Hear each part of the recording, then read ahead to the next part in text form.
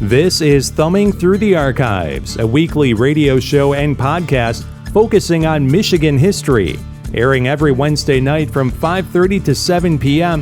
on WMIC 660 AM and 95.3 FM. Also streaming in podcast form at our website, senlacbroadcasting.com. Now your hosts Mike Gallagher, Nick Lean, and Erica Frisbee.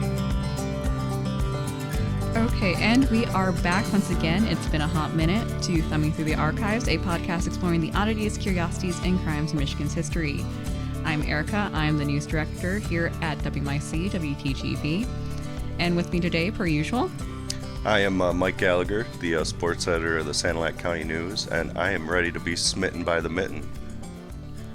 Nicely done, Mike. I'm Nick Lean. I'm the assistant manager here at Sanilac Broadcasting. I heard it on the commercial the other day, and I noticed it's not part of the intro. It needs to be. Yeah, it's nice. It's a good line. then you can start adding it. Okay.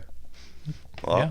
I'm ready to be smitten by the mitten. As am I. Yeah. And welcome to Thumbing Through the Archives, folks. It's pretty hard to get me to be smitten, too, so I hope we got a good script today. I don't think we've ever had an episode where I haven't been smitten by the mint. The most smitten I've seen Mike, this is going to hurt me saying this as his girlfriend. The most I've seen Mike smitten is the Hogtown episode, yes. Well, it was a good script. It was. So technically, I was smitten by you. Nicely done, Mike. Thanks. Good recovery. Yep. I feel like the listeners could But come hear on, my eye roll. If you haven't listened to the Hogtown episode, please at least go listen to the intro of it. I mean, it's actually not called the Hogtown episode. I should stop calling it that. But Is it the McPhee? It's McPhee Yes. Part murder. 1. Yes. McPhee Part 1. Yes. And you can track that down on our brand spanking new Sanilac Broadcasting Company app. Smart. Oh. Available wherever apps are sold. I mean, Awesome. download it. It's free. It's free. Yeah. The app is free. Like, I literally have it on my phone because it's on Android, it's on Apple, and by Android, that does include Google Pixel. Okay. I'm glad you clarified that because I have not been saying that, but that's good to know. We're in for a very interesting case today, boys. Okay. Okay. Part of the reason why we've been off the air for almost a month is partially because of the fact just scheduling conflicts and life happening, and then because of research. Obviously because of research, but the only way I can really possibly describe it, it may technically be a spoiler, but at the same time, like, you will start understanding why I say this, but like, this is basically what would have happened if Benny Evangelista did the Sparling murders. Oh, you've described that same analogy to me before. Yes. Because I feel like, considering how deeply entrenched this mother was into spiritualism, which we will be discussing the history of today, and just the unfortunate events that transpired, I feel like it's a very apt analogy. So for the listeners that haven't listened to both of those particular episodes, how would you summarize in a quick, how this case is similar to those two? So Benny Evangelista was a cult leader / very religious person. He was very fanatical, and though he wasn't a spiritualist in the sense that we're getting into today, he did utilize some things that spiritualists did. Mm-hmm. Meanwhile, the Sparlings was a family who, when the mother seemed to meet a man, a doctor that she possibly had an affair with, the family started dying. Right. Because of poisoning. So with those facts, you can probably surmise that unfortunately we are going to get into another death. This may be one of our darker cases because unfortunately the deceased are all children. But basically not quite a cult leader, but a religious fanatic in light of an affair decides to take out a decent chunk of her family. Okay. So, yeah, with all that context, that does sound like a great overlap of those two episodes, yeah. Now, with the Sparlings, they were not quite children, though. Not at quite least. children. They were younger men. They were younger men. I was going Yeah. to say the youngest was like maybe 15 at Right. the youngest, but Right. even then I think he was more like 19 if I remember Yeah. correctly. Yeah. So, yes. So this one's going to be dark. This one is going to be darker, and it is actually the earliest case we've covered.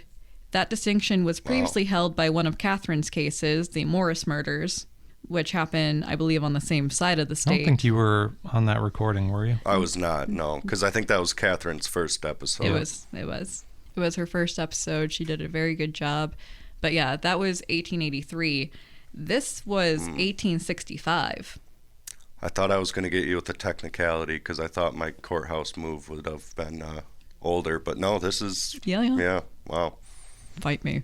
Yeah, all right. Let me get into the script. This may be the earliest case we've covered, and while it will not be the strangest case we ever discuss on this podcast, in part because this podcast is not done, we have not reached And the bottom, it will only get stranger. I'm sure, especially if I'm looking for the cases. Yeah. But it will no doubt be among one of the odder ones. When the case took place, the American Civil War had only ended some 7 months earlier, and many were trying to make sense of their lives and losses. However, this tragedy happened in a home seemingly untouched by the war between the states, with the main perpetrator bringing about an event that would seemingly have made sense at the time, but little sense now. This is the story of Sarah Haviland and the passing on of her children. Sarah Haviland was born Sarah Rathburn in 1827 in Verona, Oneida County in New York State.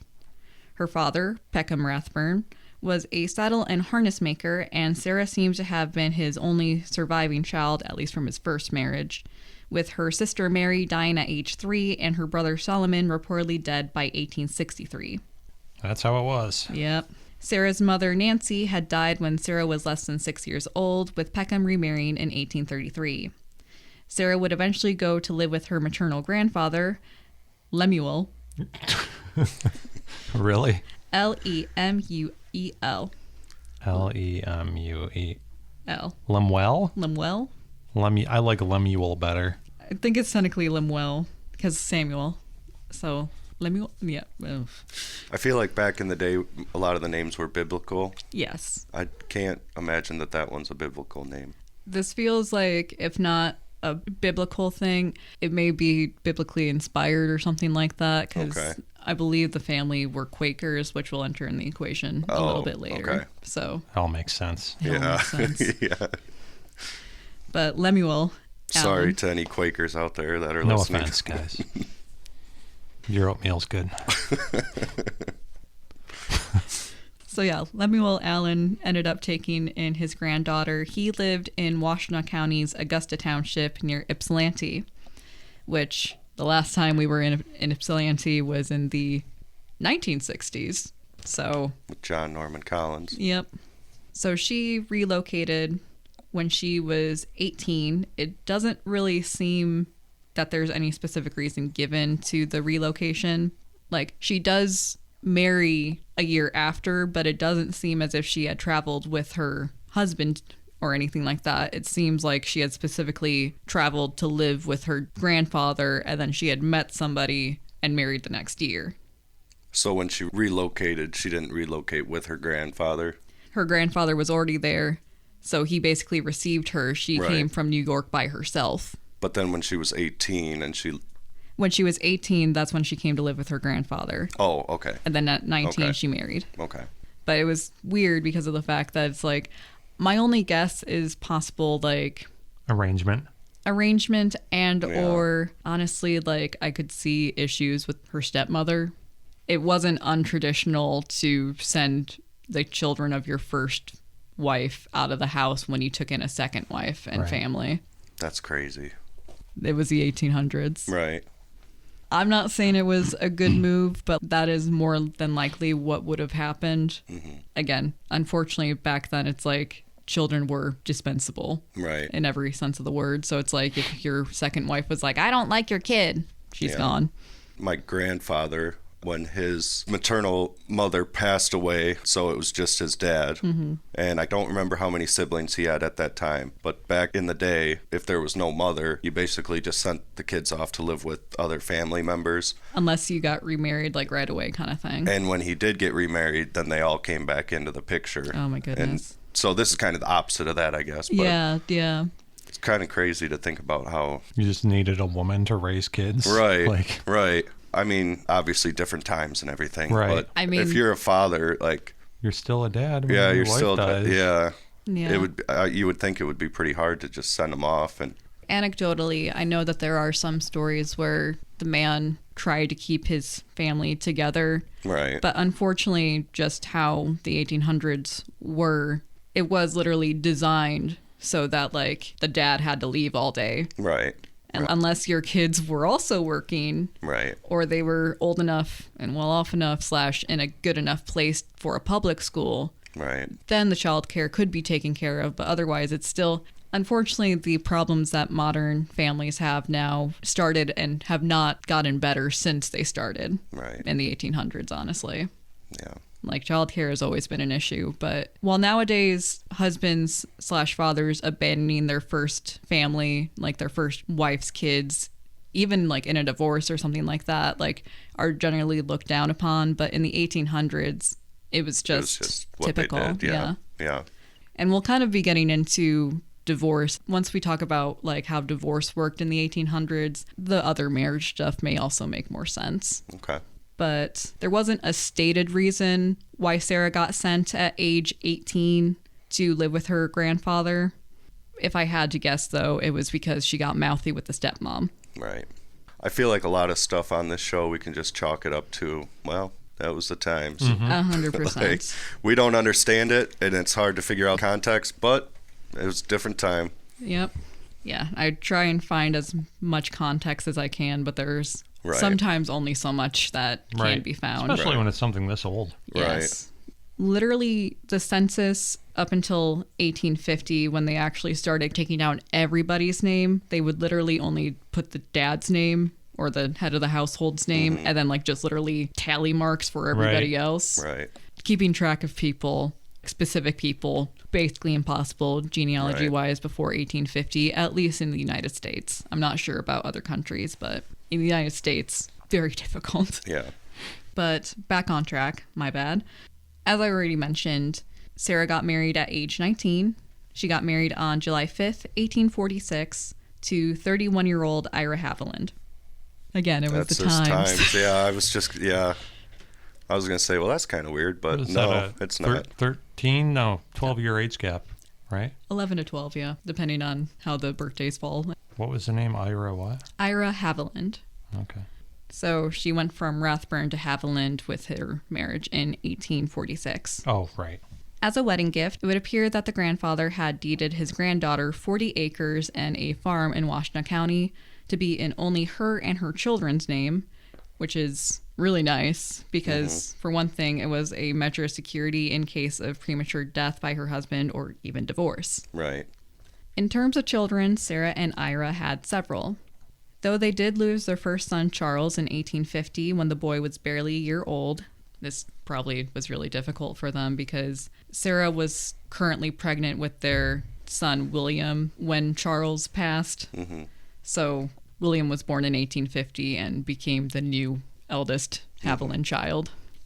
Then there was Nancy Jane, usually referred to as Jane in the newspaper accounts, in 1852, Phoebe in 1854, and Sarah was pregnant with the pair's last child, Ira Arthur, who will be known in the script as Arthur, when the son's namesake passed away at age 43 in 1858. So Ira died. He was 43 years old. Pretty good age for those days, right? It was a different time. It was a different time, but that's still a little bit early. Still a little early, okay. Still a little bit early. 55, 60, I was going right? to say, yeah, if he hit 50, then it'd be like, I have no concept of time. You say the 1800s, that could be that could be anything. Yeah, that could be anything. So, while any death certificate for Ira, and thus his cause of death, has seemingly been lost to time, The death does become suspicious when you consider that Sarah, despite being pregnant and already having 3 children under the age of 10 at the time, was able to remarry within 3 months of her first husband's death to her second husband, John Leonard. So I know we kind of mentioned when the mother would pass away, the father would try to get remarried as quickly as possible. But I guess It depends. It wouldn't be too out of line to expect the same for the... Yes and no. Okay. It depended on her social standing. Yeah, I was going to say it seems like it would be more frowned upon for the woman to remarry quickly. Right. Yeah. Whereas it would just be accepted for a man back then. I mean, I could be wrong. Literally, Victorian mourning practices dictated that a husband mourns his wife for only 6 months while she mourns him for 3 years. Okay. But Why? she did have a 40-acre You tell farm. me, dude. You tell me. Why does the husband get a longer mourning Right. period? Because of the fact that the woman wasn't supposed to be remarrying. She was supposed to be like, well, that was my one. Right. Meanwhile, Yeah. the husband is like, 6 months, wrap it up. I have kids to raise. Yeah. It's a different time. Different times. But yeah, generally speaking, remarriage was not unheard of for widows. Remarriage after 3 months Right. was definitely a surprise. Right. Even if like Michigan or the settlers didn't have the mourning rituals that like Victorians did, for instance, even though it would be around that time, like even so, customs would dictate like at least a year of mourning. He was in the ground for 3 months and she got together with John. So I'm sure there's going to be more context coming up, but is the speculation that she was already... Yes. Okay. She was already with this guy before. Yes. Okay. Yes, that is the speculation. Okay. While it is possible that everything was innocent and that it was even a marriage of convenience, later comments by Sarah herself about Arthur's parentage also cast a shadow of suspicion over the incident, with Sarah seemingly referencing her second husband as Arthur's father, not Ira. Oh. Just like by mistake or just casually? No, she would be implying that... It's a little bit weird. So when she made these claims, the tragedy had happened. The tragedy had happened, and so she was trying to explain herself, and she was saying, well, these were the children of my second husband, and my second husband was awful, and we'll get into why she says that he was awful in a second here. And like, okay, that would be fair, but of the children killed, one of those children wasn't the second husband's, technically. Okay. But by grouping them in, she's claiming that that is the second husband's. Right. And again, the timeline just does not look good. I need to get further into the script before I make any decisions. Same. Yeah. Because Which I is feel fair. like sometimes I jump the gun and say something, and then like 5 minutes later, You got egg on I your get, face. I get proved wrong. Yeah. Yeah. I I do that all the time. Like every episode I do Yeah. that. I do seem to enjoy writing my scripts like that. Yeah. Oh, so this is intentional. A little bit.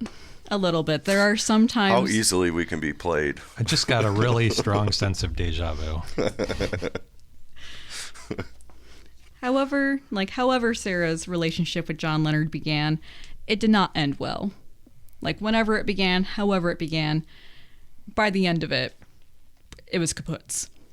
Marrying John Leonard in 1859, Sarah would go on to have 2 more children, John Henry Leonard Jr. in 1859 and Mary Elizabeth, also known as Libby, in 1861. However, despite the additions to the family was not a happy one. According to Washtenaw County citizens, the marriage had soured by 1863, and by spring 1865, Sarah had fled her home, all 6 children in tow, in the middle of the night. Wow. Her own 40 acres? Her own 40 acres. Wow. She would later consult with divorce lawyers, and allegedly after being reassured that a divorce would favor her and the children, she moved from Ypsilanti to Battle Creek. To hear Sarah tell it, John was an abusive drunk who would throw his wife and children outside when he came home from drinking, forcing them to seek food and shelter from neighbors, and was also lazy, allegedly driving the family farm into the ground with his lack of work. To hear the neighbors talk, though, would be to hear that Sarah, who was a practicing Quaker, was getting into spiritualism, and her husband did not appreciate that newfound hobby. Here we go. Neighbors would also note that John rarely drank, and though they acknowledged that he could become boisterous and obnoxious while drunk, they said that Sarah was aware of this drinking, but had overlooked it because ultimately John Leonard was an upright, honest man who was willing to take on the work of both a large family and a 40-acre farm. According to neighbors in Washtenaw County, John not only cared for the children by himself for 4 months at one point. So you know how, like, we were just saying the husband usually wouldn't care for the kids, let alone if the wife was alive. Right. He did that. He was basically a single parent for 4 months. He raised those kids by himself for 4 months. Like, you don't do that unless, like, you're actually invested. Right. Not only that, he had also spent earnings gained prior to the marriage to try and keep up with Sarah's high standards of living until there was only $500 left. At which point, Sarah attempted to force a sale of the farm's 40 acres via her children. So she was like, I'm good with it, but we technically have to go to court because y'all are minors. And they were in the kid's name, right? Yep. Right.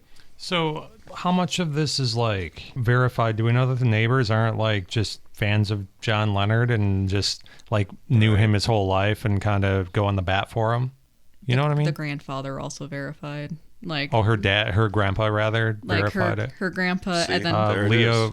her dad does come back, and he did attend the trial that we're going to talk about in part 2. There were certain things that were confirmed. Just wanted to make sure, because the first thing I think, completely understand that. When you say the spiritualism thing, I'm like, oh, it's like Salem or something, but okay. To be clear, though, I can understand your POV, especially just hearing it. But like, this wasn't just like fear of witchcraft. If anything, Quakers were kind of like cool with spiritualism. It's just if you went too far with it, which Sarah was. Like, Sarah was neglecting family and friends and putting lots of money towards spiritualism and essentially driving the family into the ground with her obsession kind of thing. This was her credit card addiction kind of thing. Well, and like the way she described him, that's a pretty hardcore mean drunk if he's throwing them out when he gets home. Yeah. But, you know, from the neighbor's perspective, it's much different. Like, yes. Like, I could understand if, like, oh, he was kind of a drunk. Like, we can all agree on that.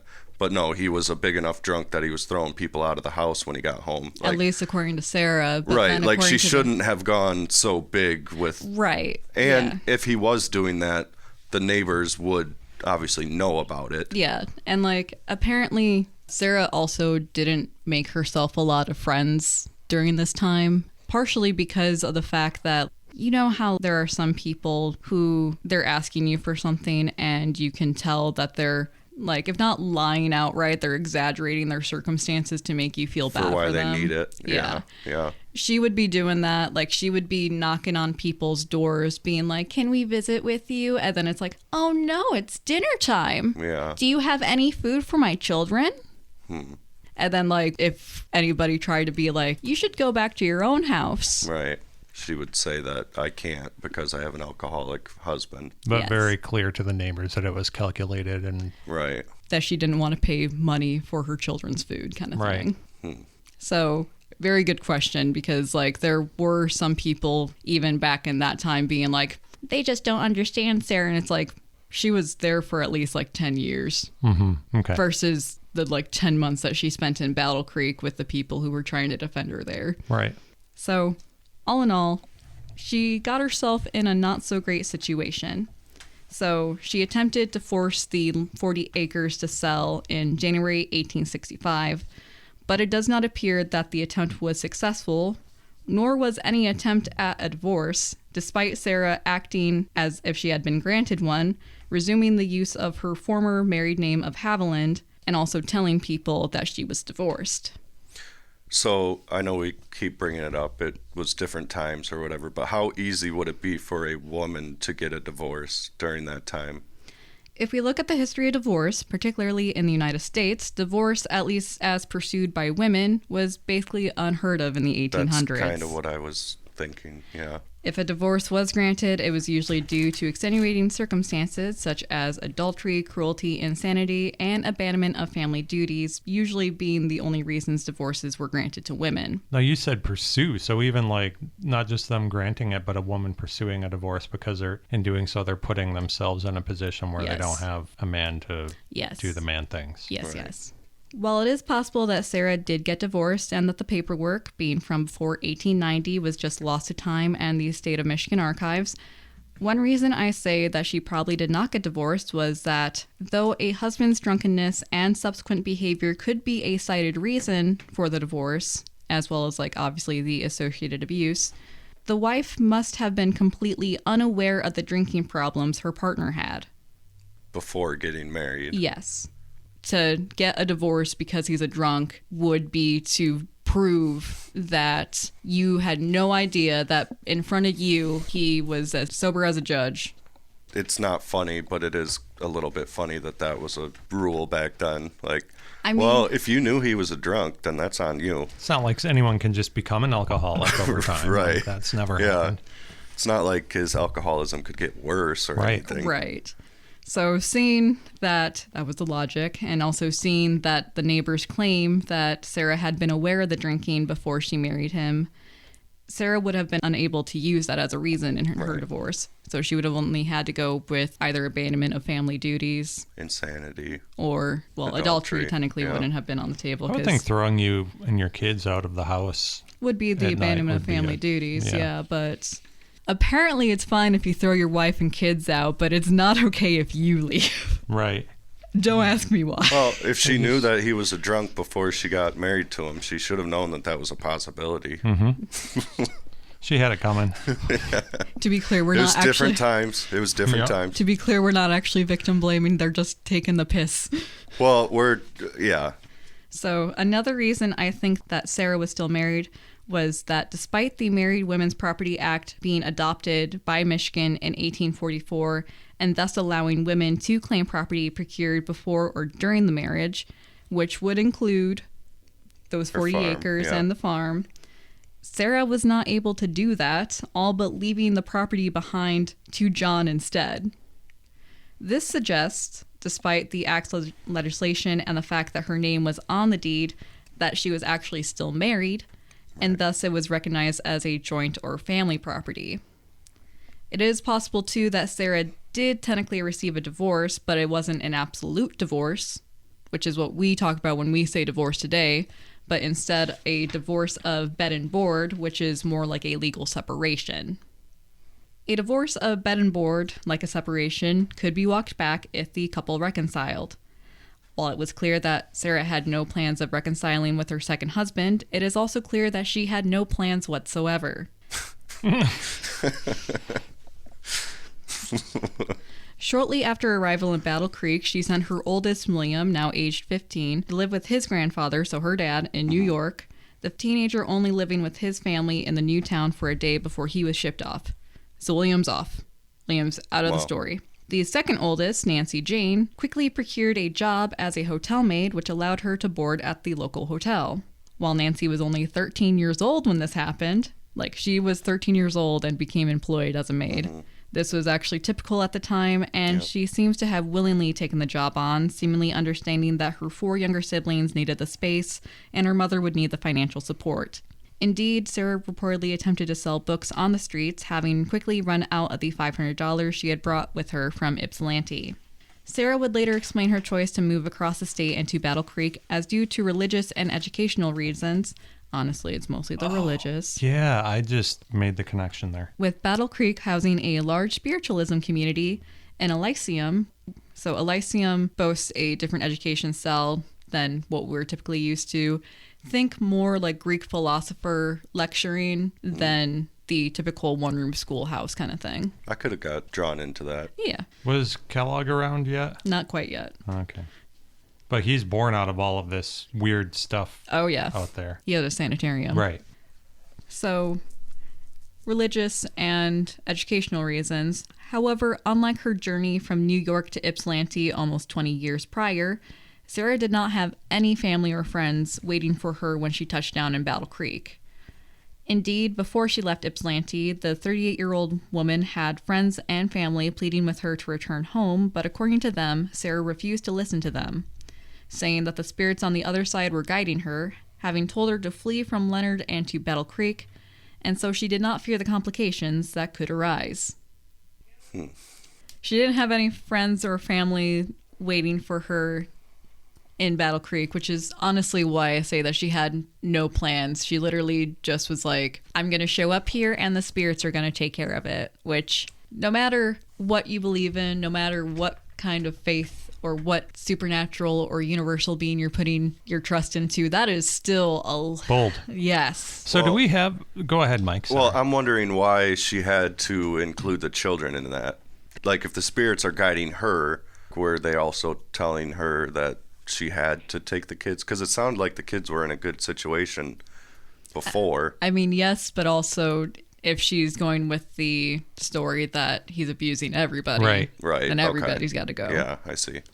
Do we see any reasons or like anything to suggest why she picked Battle Creek? I know you kind of mentioned because of the spiritual. Specifically just the spiritualism community.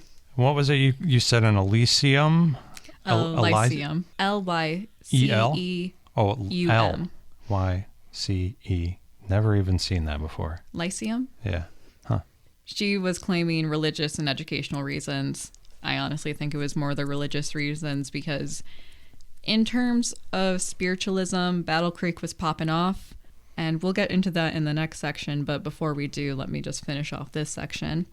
So, with the spirits on the other side guiding her, she did not fear complications, and in fact, these alleged spirits Sarah was listening to seemed to be guiding her just fine in her estimation, with her interest in spiritualism leading her to meet a man who would change her life forever, Dr. Daniel J. Baker.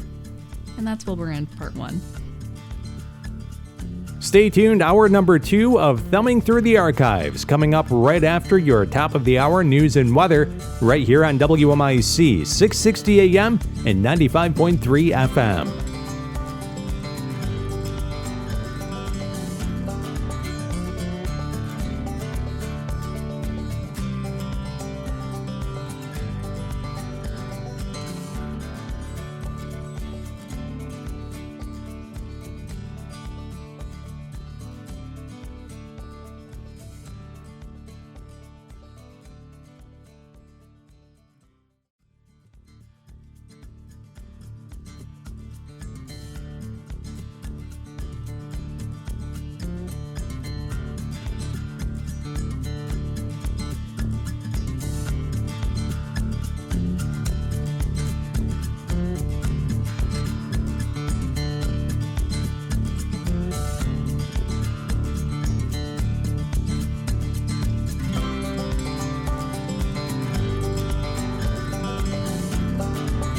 We're back. I feel like I should say, despite his title, Dr. Daniel J. Baker was not, in fact, a doctor. No. Oh. No way. At least, not a medical one. No, he acquired his medical experience via faith healings, claiming to be able to siphon away any disease that afflicted his patients. So he was a snake oil salesman that wasn't selling snake oil. Was he doing like... In addition to the faith healings, Dr. Baker also at times prescribed liquid remedies of his own creation, presumably snake oils or patent medicines. He would later say that before his call to spiritualism, he had been a painter, but otherwise had not done much labor. Unlike Sarah, there are large gaps in Baker's history. He is believed to have come to Battle Creek around the same time as Sarah did in April of 1865. He claimed to hail from Adrian, Michigan, with a later census saying he was born in New York State around 1822 or 1823. Due to the previously stated fact about censuses not actually listing people by name until the 1850s, obviously I couldn't track him down in his younger years. I mean, he could have technically been from Adrian, though. I mean, if he was born in New York. Well, no. I mean, more so like you would expect at least him to show up maybe in like the 1830 census kind of thing. Okay. If he did move to Adrian, I feel like it would have been when he was older. But that being said, whether it was New York or Adrian, just due to the census, I would have never been able to find him anyways. Right. They only took down basic stats, literally just tally marks of how many people what race, what gender, that kind of thing. And also if they could read and write. So Is that still part of the census? The reading and writing part? Yeah. are you I worried? think you just assumed. Yeah. When's the next Yeah, census? that's what I was just going to say. I got some work. I got some work to do. The last one was 22, I think. Yeah, that sounds right. So you got I about slipped 7 under the more radar years. on that one. Yeah. All right, so I got some time. Yeah. I mean, I've had 31 years to learn how to read, but No time like the present. right Besides- now that I have a reason to. Besides, 31 years ago, that was a different time. Yeah. Yeah. Back in my day, you didn't have to know how to read to be a sensing- sports editor. Sensing a theme here. Yeah. So because of the census stuff, I couldn't track him down. And then it doesn't help that the name Daniel Baker is just general enough that there are several different people and associated histories that could have been him that cropped up in my genealogy searches. But without knowing his parents' name, or even if he had a sibling, it is hard to distinguish our character within these options So basically, we're going to start with his life right now. right now in Battle Creek. Yeah. That's, Okay. That's fair. Yeah. I mean, if he was, a snake oilsman, he probably, Yep. or oil salesman. If anything, evidence seems to suggest that Daniel J. Baker was not his real name, Yeah, that tracks. and was instead one that he lifted from author and preacher. This guy was an actual doctor, Dr. Daniel Baker, who was rising to prominence with his Christian lectures in 1858 and also publishing religious texts for young readers. That's a bold move. If He's a that- con man. Yeah, Yeah. if that's the case, it could make sense, but it does suggest his belief in spiritualism was less than sincere and was more of a way to scam people. Right. Right. So they're thinking that it's this guy they may have heard of or... Right. Exactly. Right. In terms of spiritualism, a brief explanation in history, as according to Wikipedia, spiritualism first appeared in the 1840s in the burned-over district of upstate New York, where other earlier religious movements such as Millerism and Mormonism had emerged during the Second Great Awakening, though Millerism and Mormonism do not associate themselves with spiritualism. In this environment, where people believed direct communication with God and angels was possible, the writing of this is a great name, Emanuel Swedenborg. Nice. Wow. One more time? Emanuel Swedenborg. Okay. So his writings and then the teachings of Franz Mesmer. Swedenborg, I'm sorry to bring this to a grinding halt, but that's up there with some of the... Oh yeah, that's up there with Boomhauer. Yep. Grinding halt. That's just going to get us going. Because Okay. now we gotta. Fair. Now we just Now we gotta. gotta say our favorite names. Well, it's obviously Boomhauer. Sheriff Ace Campbell's pretty solid. That's fair. Anyways, Emanuel Swedenborg's writings and the teachings of Franz Mesmer provided an example for those seeking direct personal knowledge of the afterlife, allegedly.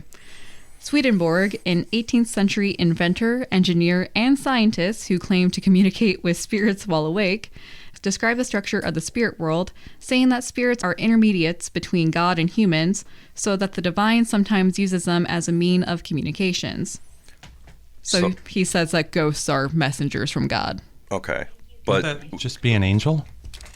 You would Right. think so, but but apparently it's specifically the human. Mm-hmm. he could talk to spirits while awake, as opposed to. We're going to be getting into why the Okay. distinction is there, because there's talking to spirits while awake, and then there's talking to them while you're in a trance. Okay. I was just thinking of when you're asleep, but yeah.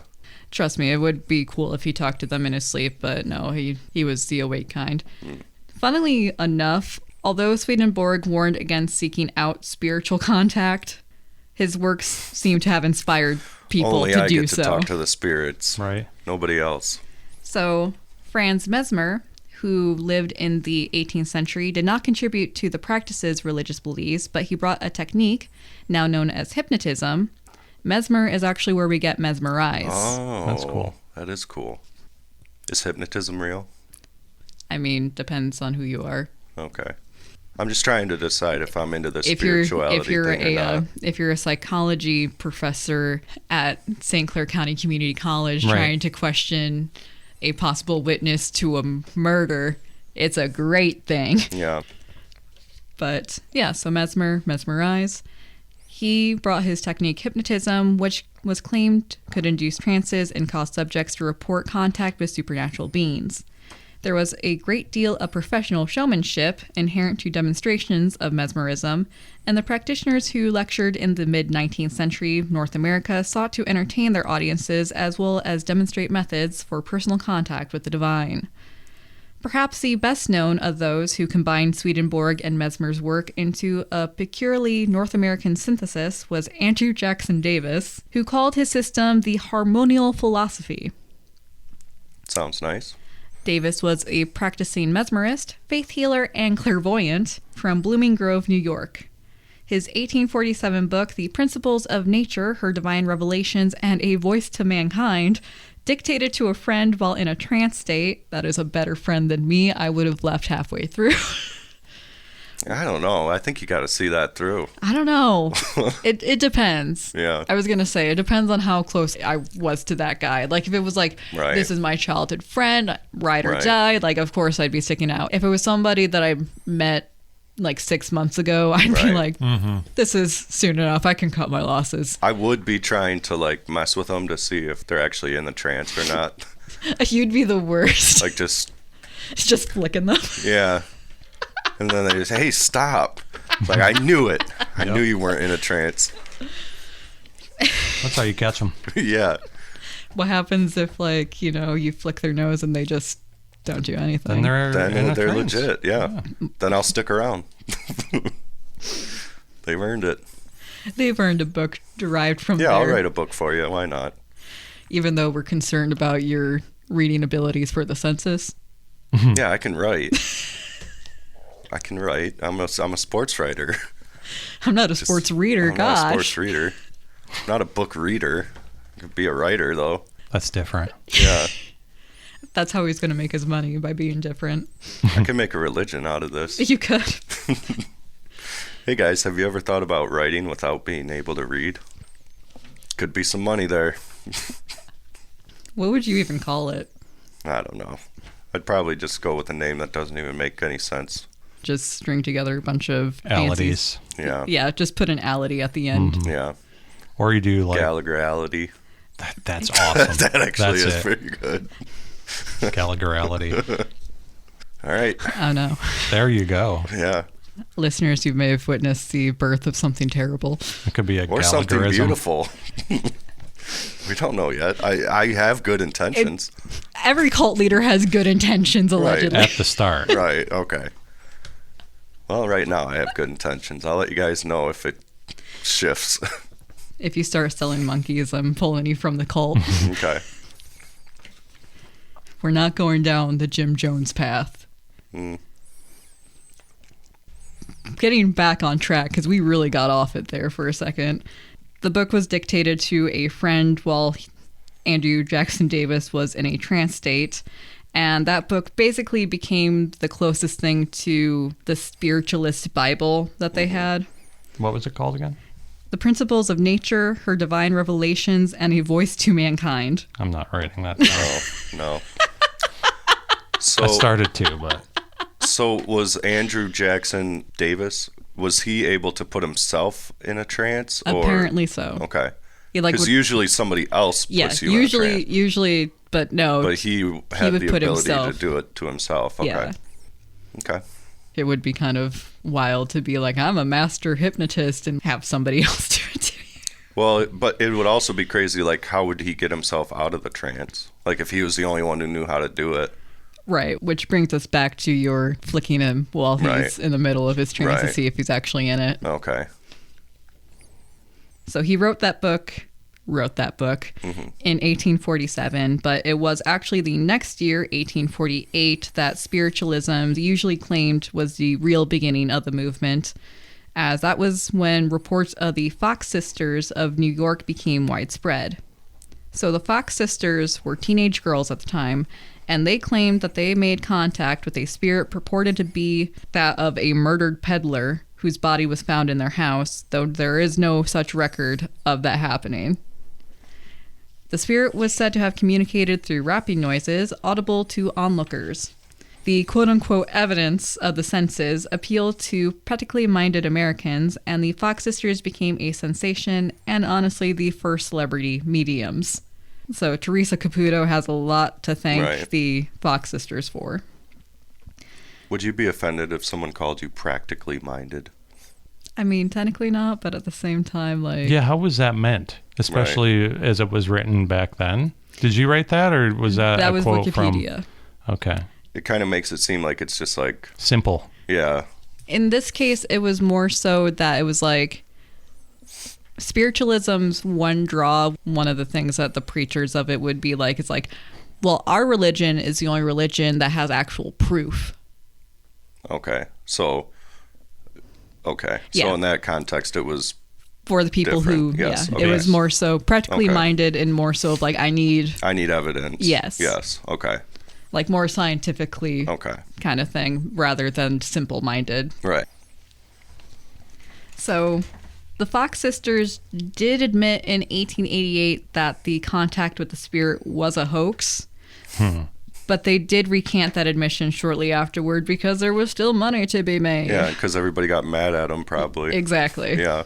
I wonder what would make them admit that it was a hoax, though. I Like think at guilt. least one of them, partial guilt, but I think at least one of them also just wanted out of the game.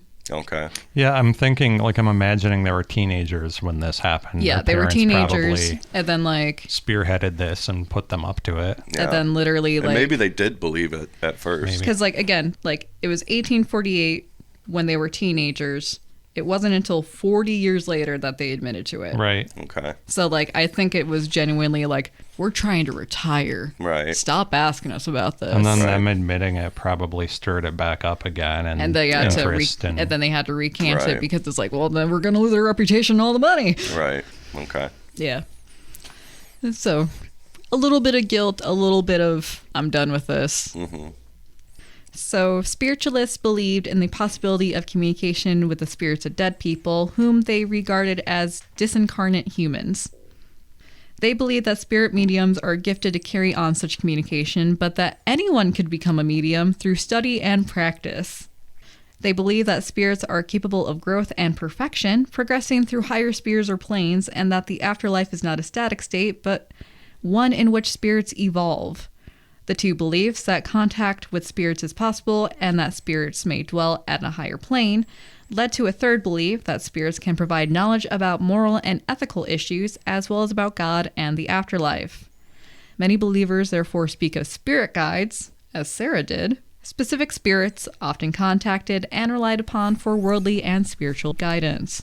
I admittedly kind of forgot about Sarah, but I'm interested to see which spirits she's going to make contact with or attempt to. In the years following the Fox sisters sensation, demonstrations of mediumship, such as seances and automatic writing, for example. If I'm remembering correctly, automatic writing is essentially like pretending that a spirit is taking control Right. of your hand kind Right. of thing.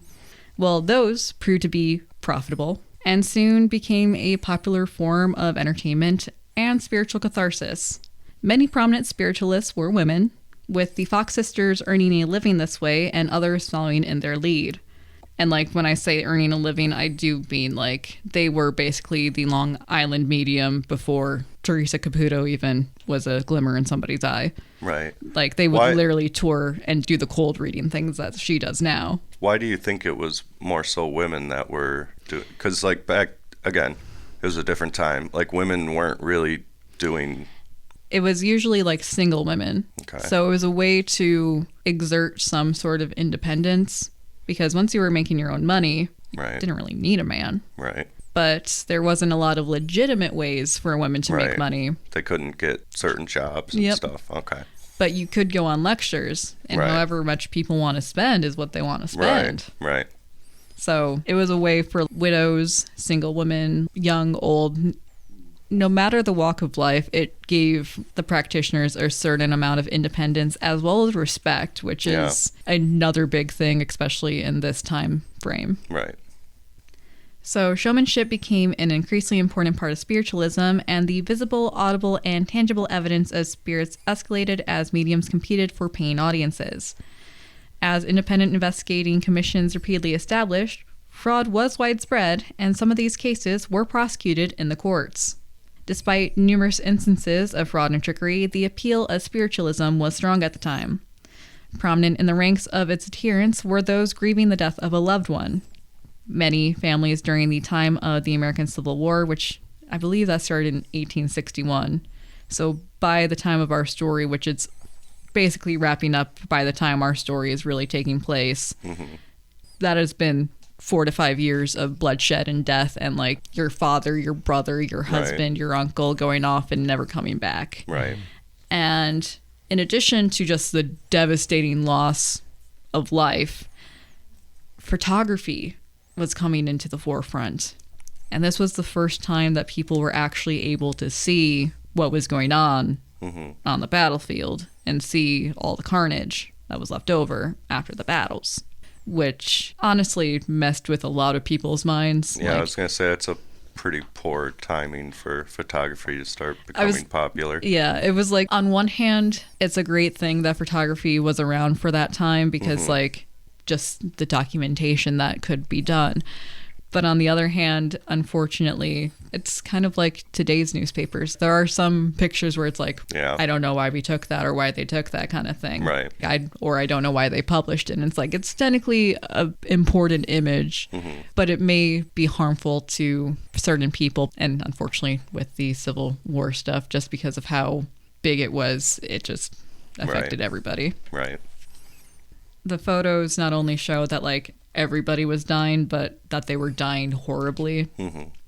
It's also kind of funny, not that part specifically, but another reason why spiritualists were gaining followers. It seems that the spirits on the other side were very tolerant and supportive of causes like abolition, women's suffrage, and it's one of those things where it's like, it makes sense that the people who were attracted to this sort of like possibility of independence also supported these kind of freedoms and liberties and wanted it applied to other people.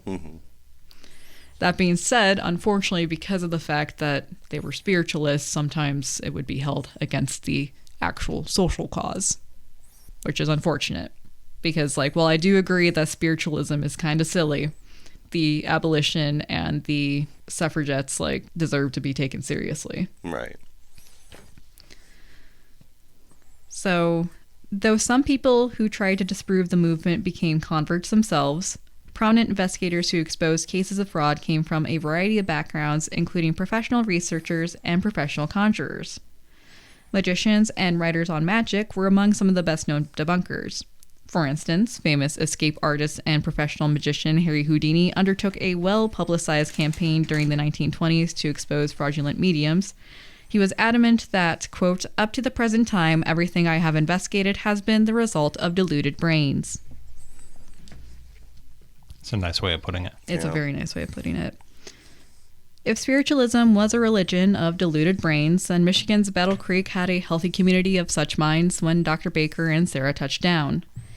In addition to residents who had moved directly from the burned-over district in New York where spiritualism was founded, a large population of Quakers had settled around Battle Creek beginning in 1830, even establishing a town devoted to spiritualism known as Harmonia.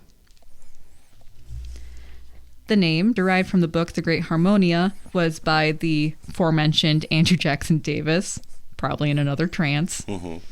The town itself was established in 1850, so Quakers started settling in the area in 1830, but the town itself was established in 1850. By Quakers Reynolds and Dorcas. One more time. Dorcas. Yorcas or Dorcas? Dorcas. Dorcas? Let's go with Dorcas. Yeah.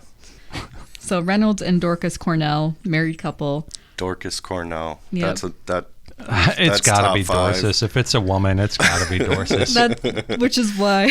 Yeah. Dorcas Cornell, that's still at least solid top 10. Yeah. But yeah, Dorcas Cornell. Dorcas and Reynolds had a son named Hiram, who would eventually join them, but the village was established on the Bedford Plains west of Battle Creek. When Hiram came to the town later that year, he had just graduated from college, so Olivet College, And he came to the town and essentially began the Bedford Harmonial Seminary and Institute, which housed a seminary and a dorm, and served as the de facto center of the new town. So when I say the town was devoted to spiritualism, I literally do mean it. Like, they literally had a spiritualist school as the heart of it. At the time, was Olivet College like a spiritual college? Or I didn't even realize it's been around for that long.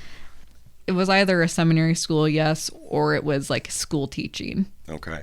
So I'm not 100% sure. He just used his college degree to give himself legitimacy. Yep.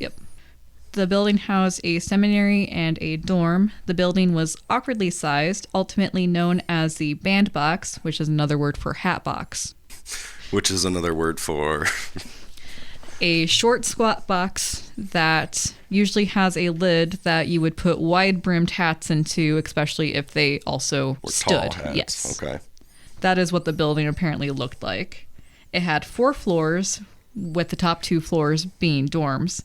However, it would appear that the dorms were demolished, not by human, but by an 1862 tornado, which literally just tore the dorms off. Rather than rebuild the 2 floors, the school administrators opted to put a roof on the remaining 2 floors. Well, they were listening to the spirits. I mean, that's got to be... A year after the tornado, the town's founders, so Reynolds and Dorsis, they left Harmonia in favor of a new place in Nebraska, which dealt a significant blow to the town's funding. Okay. It sounds like even though Dorsis and Reynolds weren't necessarily the only residents in town, they were basically the wealthiest and or the de facto like treasurer / city council kind of thing. So did they go to Nebraska to start another community? It seems that way, yes.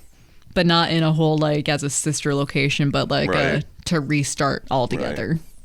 What a cool life. I mean, just going around creating new communities. Leaving when it doesn't work out. Yeah. Leaving, starting over. It would be nice to have the kind of money that they would have needed to have to do that. Right. Especially Michigan to Nebraska. That would take a long time. In the 1800s, yeah. Right. So, eventually Harmonia would be replaced by Camp Custer in 1917, with the only hint of the former town now being its cemetery. I was going to ask if there's any ghost town stuff going on there. No.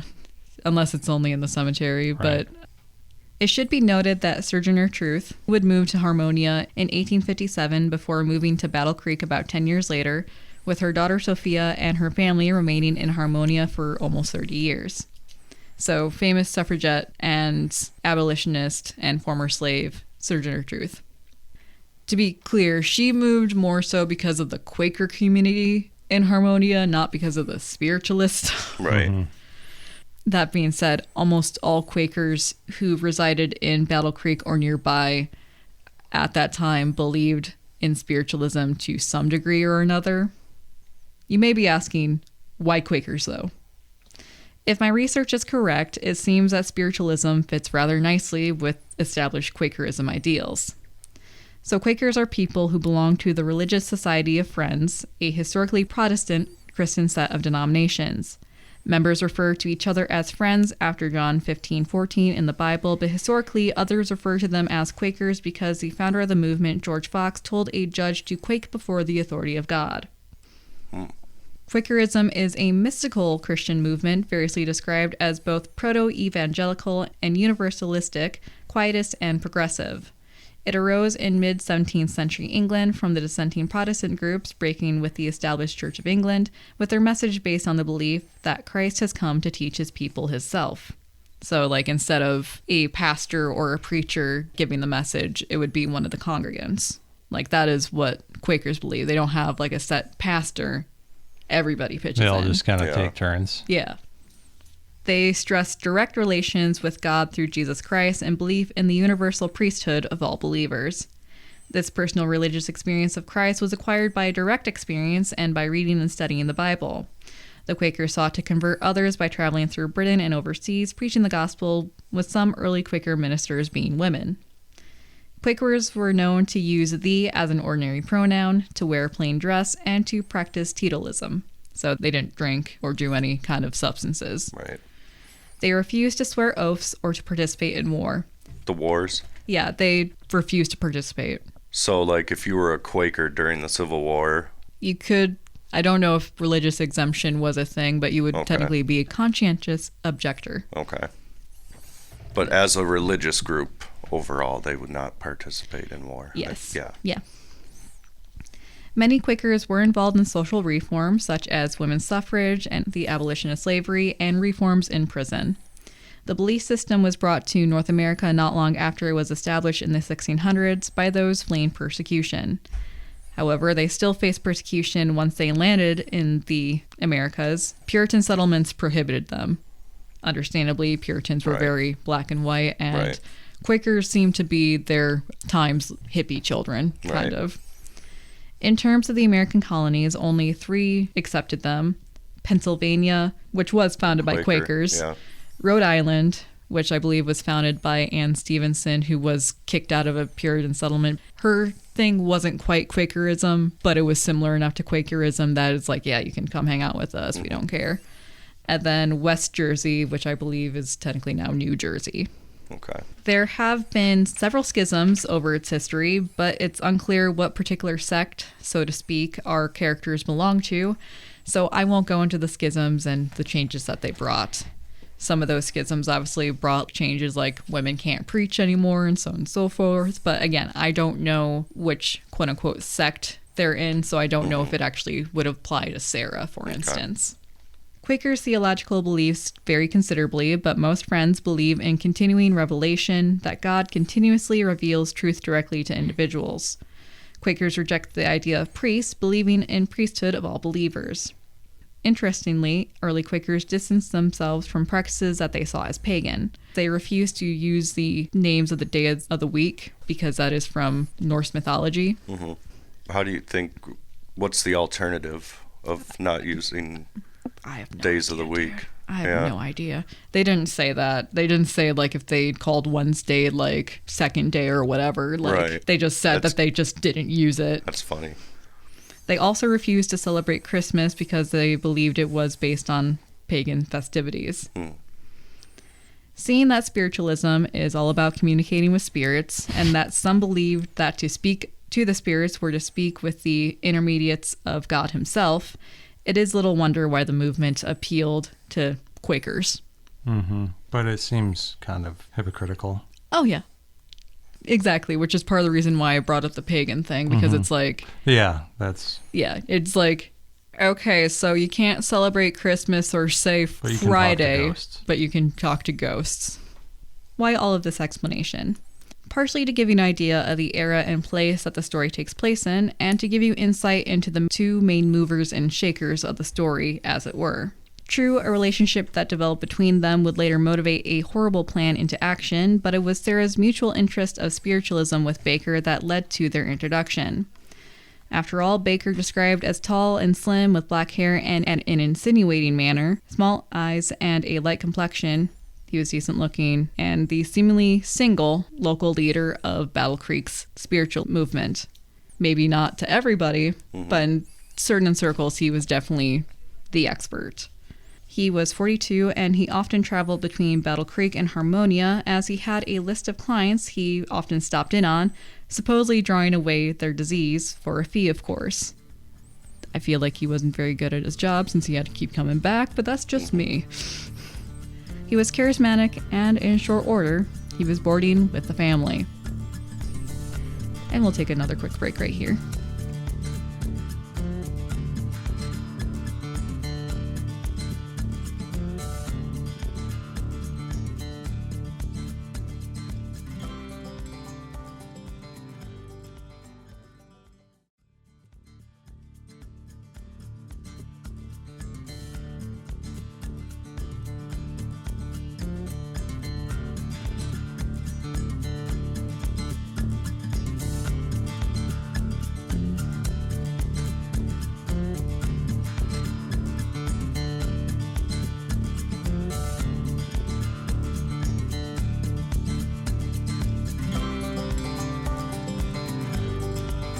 And we are back. So Baker had moved into the family's rented house in downtown Battle Creek by May 1865, paying $5 a week to stay at the Packer House, as it was called.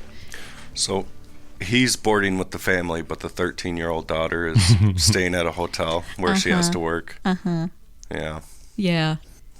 The other kid just got shipped off. I'm not saying that she takes after her dad, but Right. yeah, it definitely seems that, Yeah. the new guy takes precedence. So the house was at the back of a local grocery store and consisted of a front room, a kitchen and pantry, one downstairs bedroom, and 3 upstairs rooms. There were 3 beds in the house and 1 lounge/couch, which was also used for sleeping. Despite the fact that they would insist their relationship was strictly friendly, other housemates reported seeing Sarah and Baker apparently sitting together on the same bed in various states of undress. Like, for instance, it looked as if they had slept in the bed together and were getting up for the day kind of thing, which, again, nowadays isn't a big deal, but, like, back then, you're an unmarried widow, and this is just a boarder. Right. Yeah. They even were caught cuddling on the couch one time, too. But another thing that hinted at a deeper relationship was the authority Baker would exert over Sarah's children, despite not being the children's stepfather, be it by law or even just by name. Neighbors reported that Baker and Sarah were often harsh with the youngest 3 children, reportedly never saying a kind word to Arthur, John, and Libby, though Baker seemed to dote on Phoebe and Nancy Jane when they came to visit. Which, a bit of me is like, but... You're right. Yeah. Though neighbors said that they had never seen the children physically punished, they also noted that Baker would regularly threaten to, quote, take the hides off the children by spanking, even if the children's only crime was being rambunctious while playing. So, he does not like the younger kids. Right. As the Baker Haviland unit settled more fully into Battle Creek, it would appear that the pair's interest in spiritualism and the money that it could bring in took off, with Baker and Sarah setting up a spiritualist retreat and academy at the downtown home, with Sarah serving as Baker's first student in the lessons of mediumship. By July 1865, the family had met 23-year-old Lizzie Merritt of Ionia, Michigan, who helped Sarah with childcare and housework in exchange for spiritual tutoring. It's a bad deal.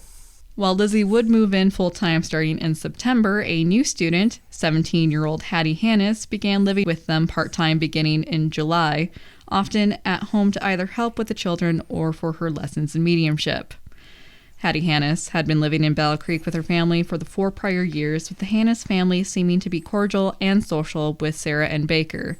Even though, again, it is like, nowadays, if my 17-year-old child came home and was like, I'm going to move in with a 38-year-old woman and a 42-year-old man because they said that they can teach me how to talk to ghosts, I'm like, you're getting trafficked and you're not leaving the house. Yeah.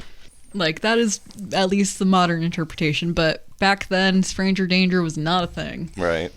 And also, her parents named her Hattie Hannis, so, I mean, it's not like they were...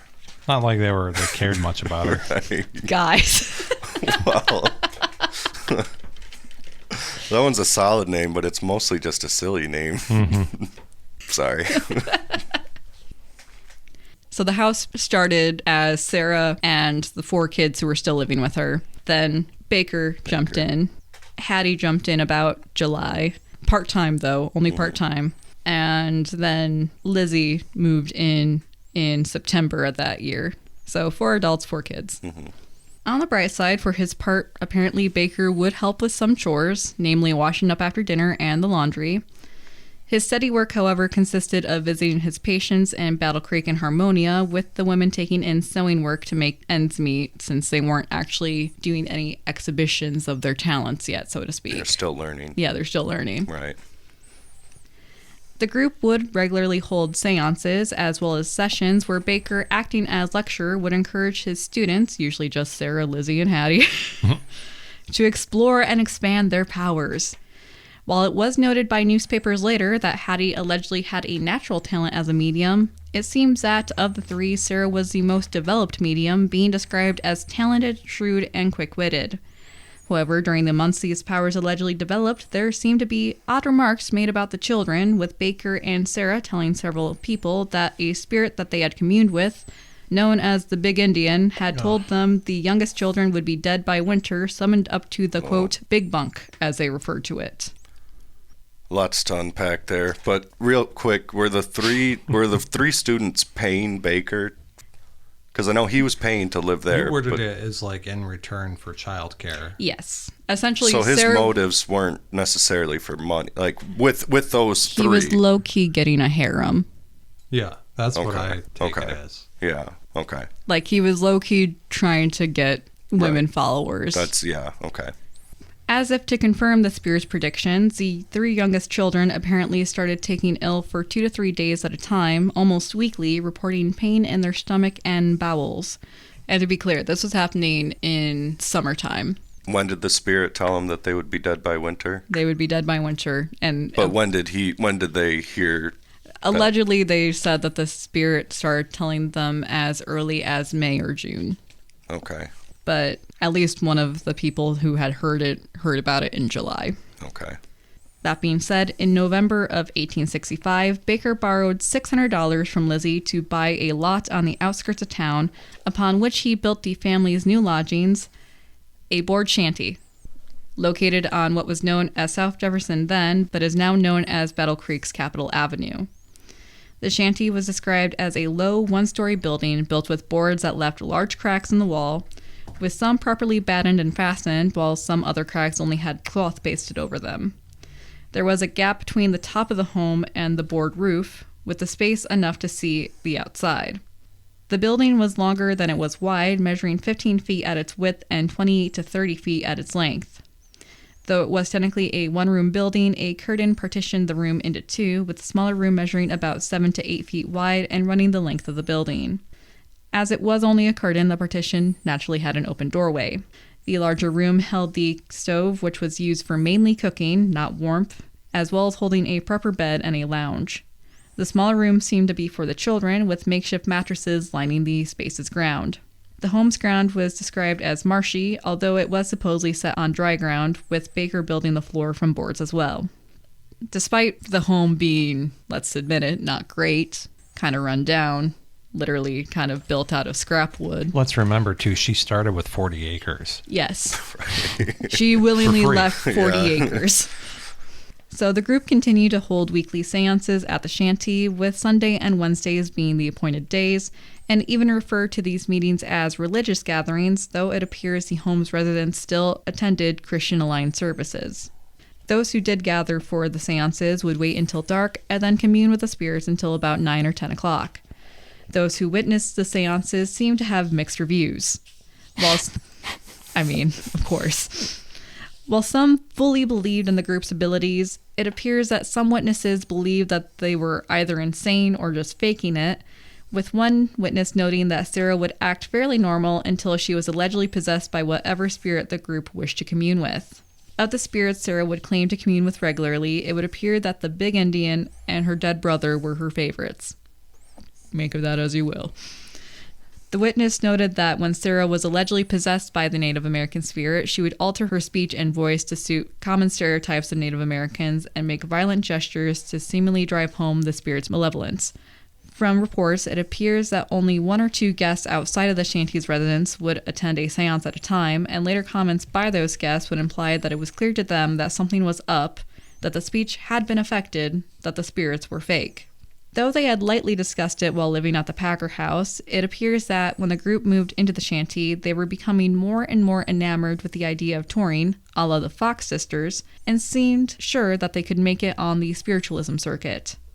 What about the children, though, people would ask. And with more conviction than before, Baker or Sarah would brush off the question with a long-suffering sigh as they explained that the youngest children were to be called to the spirit world soon, and that there was nothing that could be done to appease the Big Indian. However, Sarah did confirm that she found a place for Phoebe during the projected touring, and Nancy Grace would later testify that she, as the oldest daughter, was going to travel with Sarah and the other adults on tour. I know Child Protective Services probably wasn't really a thing at all. that time, but if these two people are openly saying, like, yeah, our kids are going to be dead by winter, like, somebody should have stepped in and did something. I don't know. You would think so, like even just kidnapping the kids to keep them away from these lunatics, but no. Wow. again, Sarah would not have been able to do this in Ypsilanti. Okay. Just from the sheer fact that, like, yes, John Leonard, obviously, but also, like, people know her grandfather, people thus know her, and Right. thus people are going to be like, we're going to stop you from doing this. Right. Like, Right. what are you doing? Whereas Right. in Battle Creek, she doesn't know anybody. Nobody Right. knows her. Yeah. They're Nobody- not. They're just like a freak show, too. Yeah. Yeah. Like they don't really care. Yeah. Yeah. Okay. Yeah. So if this was an Ypsilanti, somebody would have done something. Right. But because it was Battle Creek, and because I feel like freak show, as Nick said, is a good way of describing it, because they were oddities. Right. Like, they kind of went out of their way to be strange, almost. It also doesn't help that we don't know what systems could have been or would have been in place for a safety net for these kids if... Yeah. That's yeah. I was going to say, at least in Ypsilanti, they would have had, like, their father/stepfather and or their great-grandfather Right. and his family. Like, they would have had their maternal grandparents. Right. Again, she was very adamant that she was not staying in Ypsilanti, which, considering her story, makes sense. But, like, again, just a lot of stuff. Right. A lot of moving pieces. Whether or not those who inquired after the children took Baker and Sarah's answers seriously can be debated, but what can't be debated was the forlorn look on Phoebe's face within a month of the family moving into the shanty home, with a neighbor asking her what was wrong on Saturday, December 16th, 1865. The answer, that Arthur, John, and Libby had perished within the prior 2 days, was enough to send the neighbor to the local justice of the peace, P.H. Emerson, with a coroner's jury quickly assembling and heading to the shanty. Something did not sit right with the justice, nor the rest of the jurors, with 3 doctors and at least 1 prominent lawyer coming along to handle examinations. Even Battle Creek's mayor, T.W. Hall, accompanied the investigators to the small home sitting near the train tracks at the town's outskirts. As the home's tenants had sparked curiosity before, what the death investigation would uncover would splash the medium's names across the newspapers more than any tour could ever have. And that's actually where we're going to end our episode for this week. Oh, it's a cliffhanger. What? Yeah. Oh man. Yeah. Well, which of the children said that they were going on tour? The oldest? Nancy said that she was going on tour, but Sarah said that she had found a spot for Phoebe. But But- so they're both still alive. They're both still alive. Phoebe seems to have been Baker's favorite. It was honestly like the children who were under the age of 7 who got, Right. which was, yeah. We will be That's getting... a good cliffhanger. I'll give you that. Yeah, we will be getting more into the nitty-gritty details, including Sarah's confession, Oh, good. because she does confess, but that doesn't mean that she doesn't still go on trial. Okay. Another cliffhanger. Yeah. But yeah, what do you guys think so far? It's a lot. It is a lot. It is a lot. Yeah. Oddly, kind of what I'm thinking of right now is how, was it John, her second husband? John was the second husband, yeah. Yeah. He's just back on the Ypsilanti. farm, just, He's still alive. Yeah. He does come back up in part 2. okay. And actually as a- part of the trial, or And actually kind he of... tries to get the kids, or... So during the trial, she's obviously being kept in police custody, and he stops by with a bunch of people from Ypsilanti and greets her, saying, "How you doing, Mrs. Baker?" Oh, And that's the last time she saw her husband. wow.